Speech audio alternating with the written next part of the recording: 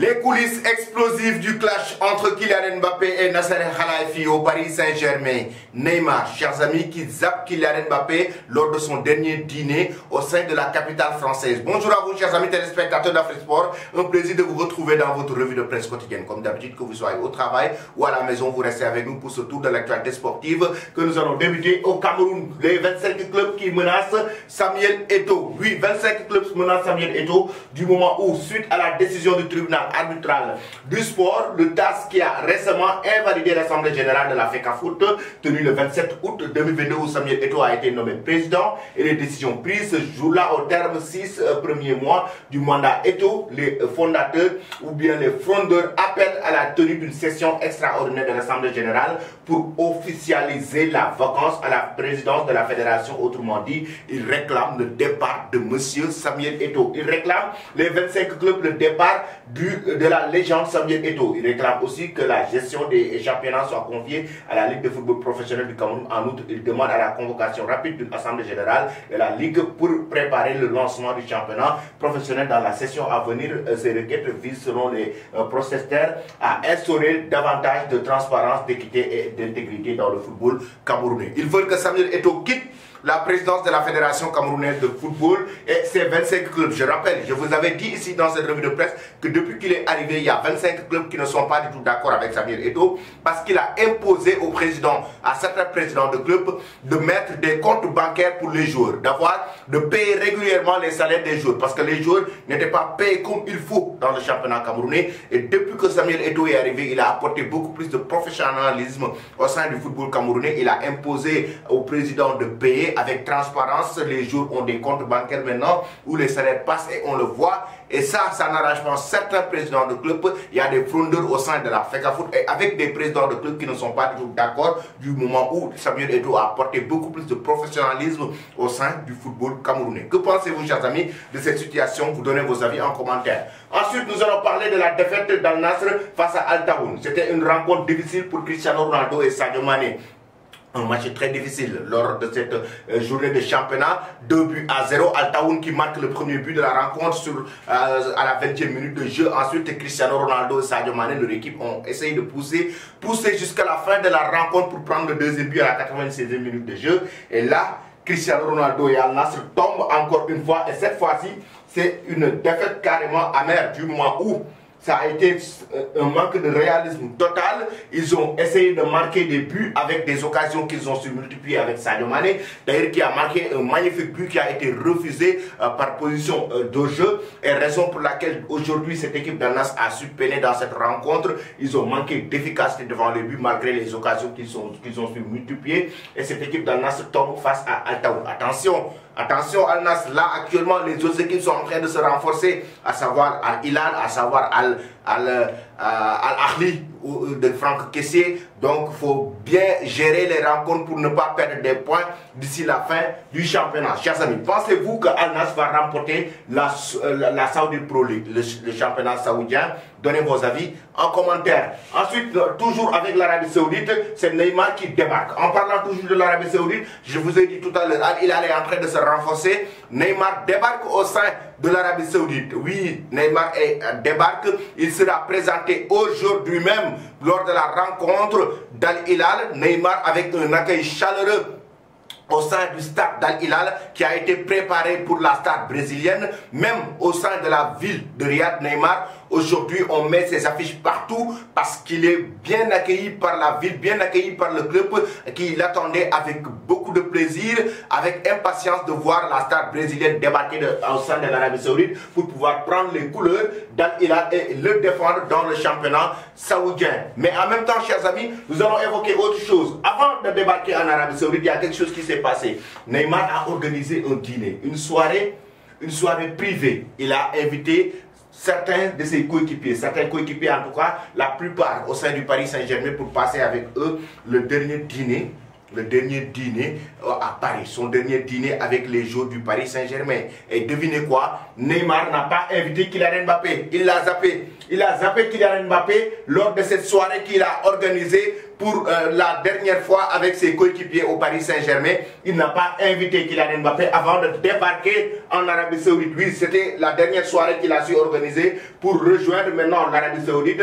Il l'a fait avec certains de ses coéquipiers, mais ça enflamme encore une fois les rumeurs du moment où Neymar avait posté le like d'un influenceur qui avait dit carrément que c'est à cause de Kylian Mbappé Neymar part. Sur Instagram, Neymar a aimé ce post Instagram et Twitter. Donc là actuellement, du moment où il zappe encore une fois Kylian Mbappé lors de son dernier dîner à Paris, ça enflamme encore l'actualité et les rumeurs qui estiment que oui, c'est à cause de Kylian Mbappé Neymar part et à cause du départ de Neymar en Arabie Saoudite que Kylian Mbappé réintègre le groupe de performance du Paris Saint-Germain. Mais ça, on va y revenir. Mes chers amis, selon vous, Neymar devait-il quitter le Paris Saint-Germain pour rejoindre l'Arabie Saoudite? Donnez vos avis en commentaire. Ensuite, nous allons du côté de l'Espagne avec le quotidien sport et Mundo Deportivo. Avec le quotidien sport déjà, avec l'offre finale, offerte finale pour Cancelo, l'offre finale du Barça pour la somme de 30 millions d'euros. Oui, un prêt avec option d'achat de 30 millions d'euros que le Barça a offert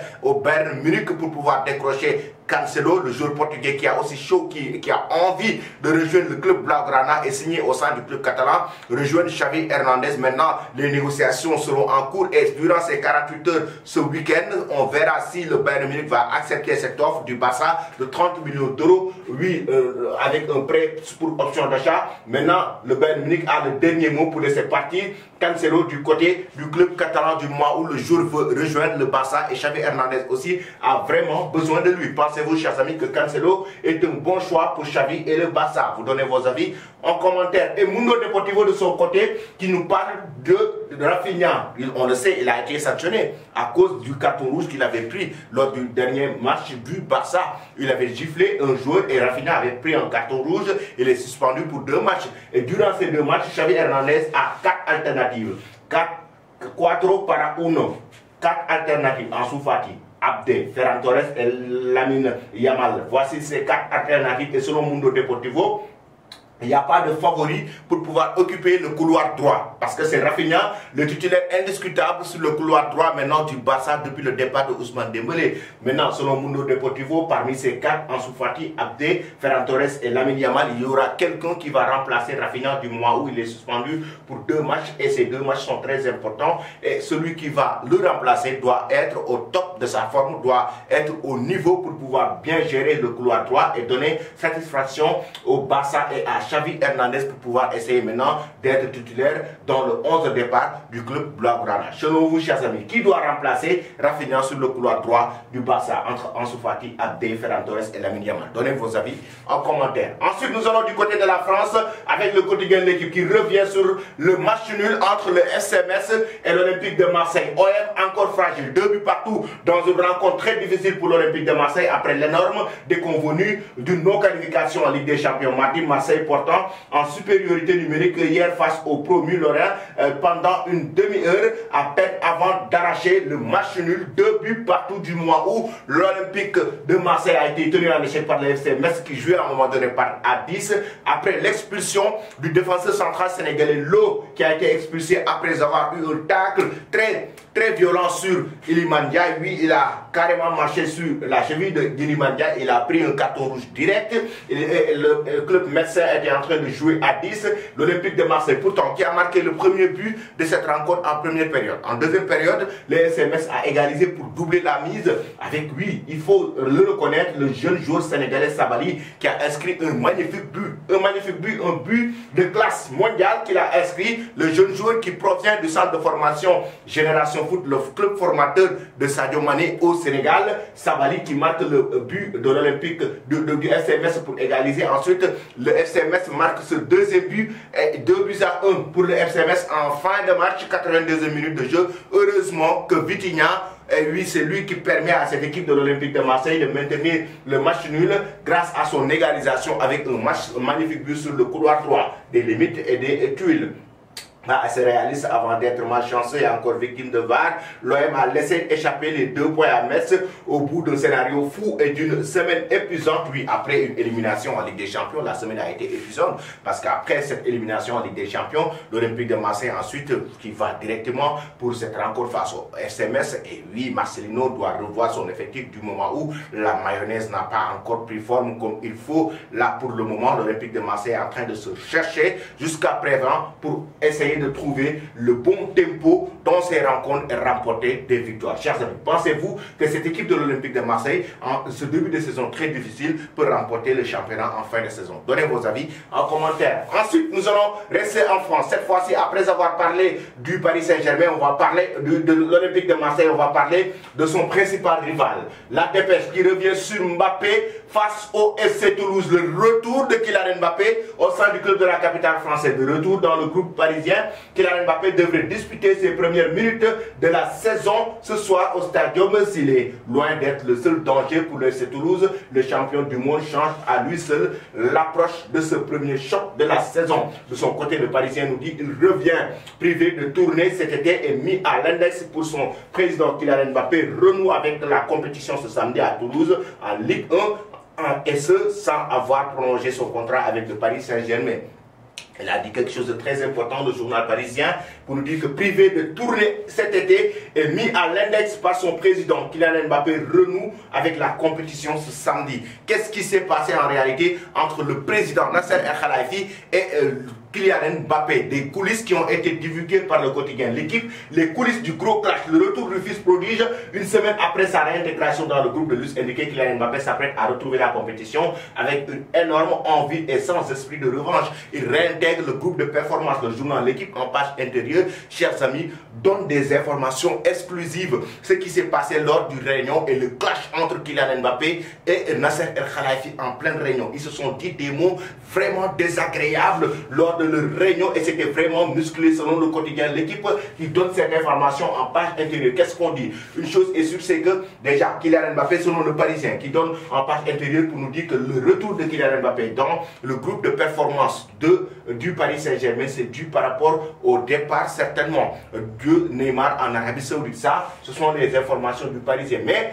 aujourd'hui, Kylian Mbappé, avec notamment le journal qui va plus loin, est sur le point de retrouver le chemin des terrains plusieurs semaines après sa brève apparition face au Havre en match amical et quelques jours seulement après être entretenu avec son président Nasser El Khelaifi. En effet, comme indique le Parisien, les deux hommes s'étaient retrouvés lors d'une réunion animée le 8 août dernier. C'est ce 8 août dernier que ça s'est passé. C'était très tendu entre les deux hommes. L'occasion pour l'attaquant parisien de rappeler qu'il comptait rester au PSG cette saison. L'occasion également pour Kylian Mbappé et Nasser El Khelaifi de livrer leur carte vérité à cœur ouvert. Dans son édition du jour, le quotidien L'équipe qui donne ces informations exclusives. L'équipe apporte d'ailleurs de nouvelles révélations explosives quant à cette entrevue au cours de cet échange. Pour le moins tendu, le quotidien révèle que ce que les deux protagonistes se seraient dit. Ainsi, le président du Paris Saint-Germain aurait déclaré à Kylian Mbappé. Chers amis, écoutez bien. Tu ne rejoueras pas, on ne cédera pas. En réponse, Mbappé aurait alors rétroqué. Tu vas voir, mais je vais voir quoi? Tu seras le seul président à ne pas me faire jouer. Dans un premier temps, Nasser El Khelaifi a dit à Mbappé, tu vas voir, tu ne joueras pas, tu ne rejoueras pas, on ne cédera pas. En réponse, Mbappé lui dit, tu vas voir, mais je vais voir quoi? Tu seras le seul président à ne pas me faire jouer. De quoi confirmer l'ambiance délétère régnant entre les deux hommes. Et c'était très tendu selon le quotidien L'équipe qui donne donc ces informations exclusives pour nous dire que Kylian Mbappé et Nasser El Khelaifi se sont dit ces mots parce que ce sont vraiment un clash qui a eu lieu le 8 août dernier lors de leur rencontre au sein de la capitale française. Chers amis, Mbappé réintègre le groupe de performance du Paris Saint-Germain, même s'il n'a pas encore prolongé son contrat. Chers amis, qu'est-ce qui va se passer? Selon vous, Mbappé va-t-il prolonger son contrat ou va-t-il rester pour une saison et rejoindre le Real Madrid? Donnez vos avis en commentaire. Je vais vous quitter avec cette image. Harry Kane qui marque son premier but avec le club bavarois, le Bayern Munich, à la 74e minute pratiquement de jeu face au Werder et un doublé dans cette rencontre de Leroy Sané. Harry Kane qui marque le deuxième but de la rencontre et le deuxième but du club bavarois et son premier but au sein du Bayern Munich. L'autre image Cristiano Ronaldo, Sadio Mane, leur défaite face à Al Taoun. Aujourd'hui, chers amis, que pensez-vous de ce duo? Pensez-vous que ce duo va donner beaucoup de satisfaction? Donnez vos avis en commentaire. Pensez-vous aussi que Harry Kane va remporter le championnat avec le club bavarois, le Bayern Munich, du mois où ils ont trouvé leur fameux numéro 9? Donnez-nous de la force. Donnez-nous de la force et abonnez-vous sur cette chaîne pour ne rien rater de l'actualité. Merci et très bonne journée.